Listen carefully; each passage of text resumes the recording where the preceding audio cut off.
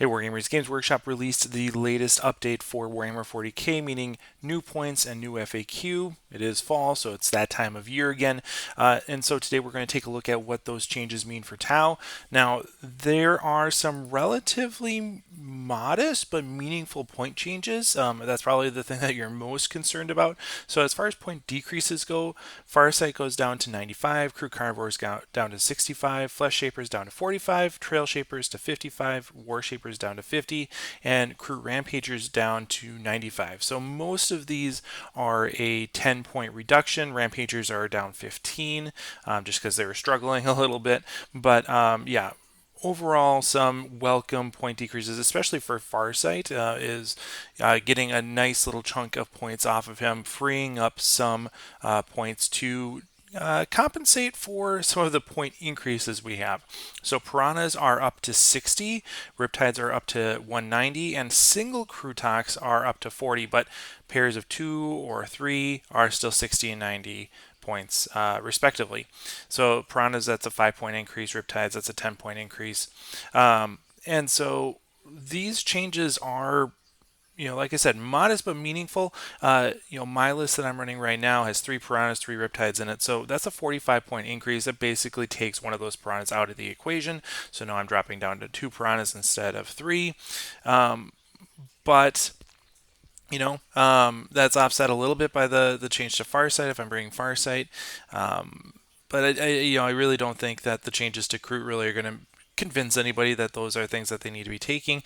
It does give you a nice little bump if you are bringing a hunting party, or if you are bringing a unit or 2 of carnivores for sticky objectives. You do get a little bit of a benefit there, but really I think most people are probably going to feel those point increases to piranhas and riptides, but they probably are also warranted just given the strength and prevalence of those units in the army list. Now, as far as FAQs and other clarifications, really the only thing you need to really care about is that the Pure Tide Engram Neurochip actually does something now.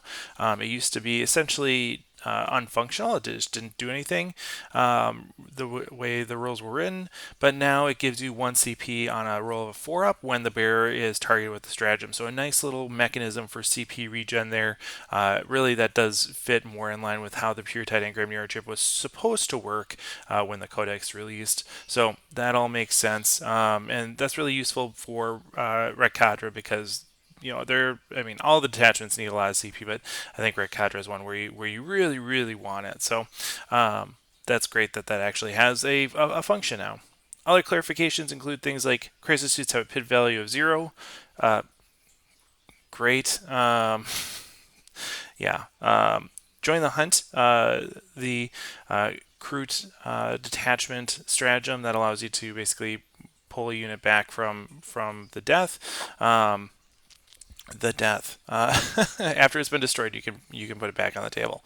You can't use the War Shaper ability to bring a bodyguard unit back for free. Really, that doesn't work that way. And then Crew Tox Riders can't shoot back if the crew unit that they are nearby isn't actually shot at. So if you use a stratagem to make them untargetable, the Crew Tox Rider doesn't just get to shoot back for free.